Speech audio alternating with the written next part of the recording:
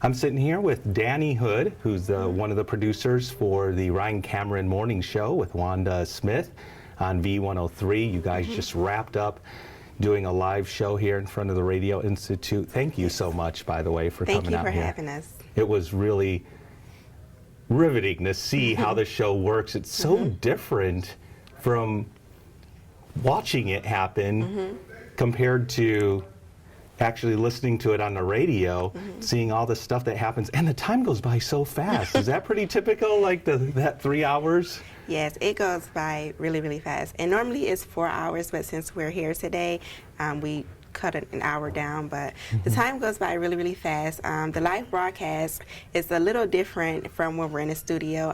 When we're in the studio, we have really great phone topics. We have guests, so we take phone calls from listeners. We take, we read tweets. We read messages on Facebook, Instagram. So it's a little different from when we're out on location. When we're out on location, we try to involve our audience since we can't really interact with our, everyday listeners. But it typically goes by pretty fast. What do you love about your job? I love that it doesn't feel like a job. We do work. We work really hard. We get up early. We get up at 3 in the morning. The producers go in at 4 o'clock. The talent comes in between 5 and 5:30.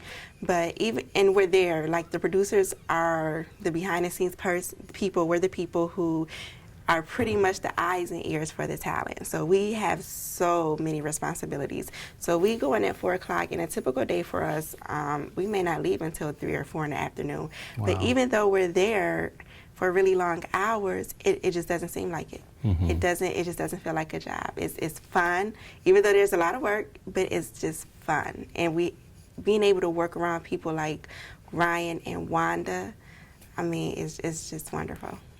How did you get into this career?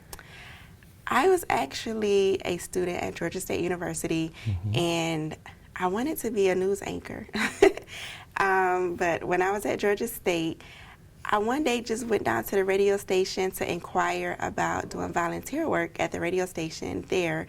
And I did that for a couple of months, and I liked it. So I said, well, let me try to intern at a commercial radio station and see how that goes. So I interned at 107.9, which is a Radio 1 station, and I loved the internship there, had a great time, but there wasn't a lot of room for growth. Right. They had interns who had been there for 2 years, and I was like, well, I guess when they start hiring, those people will get the jobs first because they've been there for a while. Right. So I said, well, let me apply for an internship at V103 and maybe some opportunity there to get a job. So applied for an internship at V103, and I actually interned with Ryan Cameron when he was doing afternoons. And my internship, it was just such a great experience. I learned so much. I was there Monday through Saturday, 8 to 10 hours a day. That's how much I loved it. I just wanted to be there all day, every day. So our program director, Reggie Rouse, who's very, very busy, he doesn't get a chance to really interact with the interns as much.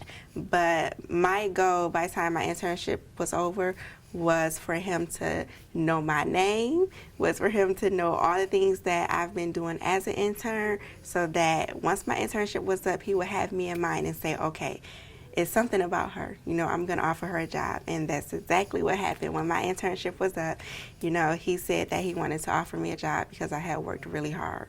Wow, what a great and inspirational story, especially for our students who are all here wanting a career in radio. What kind of advice could you give to them? I would definitely advise people to do an internship. Radio is really, from my experience, radio is really hard to get into if you don't have experience or if you haven't done an internship. We get so many people who call us every day and say, I want to work in radio, I want a career change, but there are limited positions. And if you don't have the experience already, it's just kind of hard to get in the door.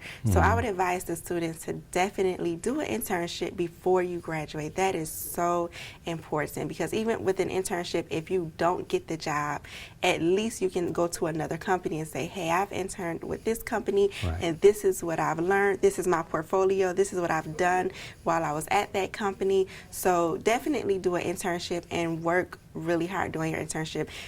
these radio stations get so many interns, and you want to stand out. So you have to do things to stand out. You have to just go above and beyond. First one in, last one out, that kind of. Yes, first and last one out, and learn more than what the other interns are trying to learn. Like it was a rule at the B103, no intern can touch the board. That was a rule. Right. And I worked with, luckily I was interning with Elle Duncan, who was with us at the time, and she taught me the boards, and on the weekends she would just let me run her board, and then she would sit on the other side, and then Reggie would walk by the window and see me, but he didn't say anything because I was maintaining. Right. So for him, that stood out because you're an intern and you're running the board for my talent, and we normally don't have interns running the board. So I was able to stand out from the other interns.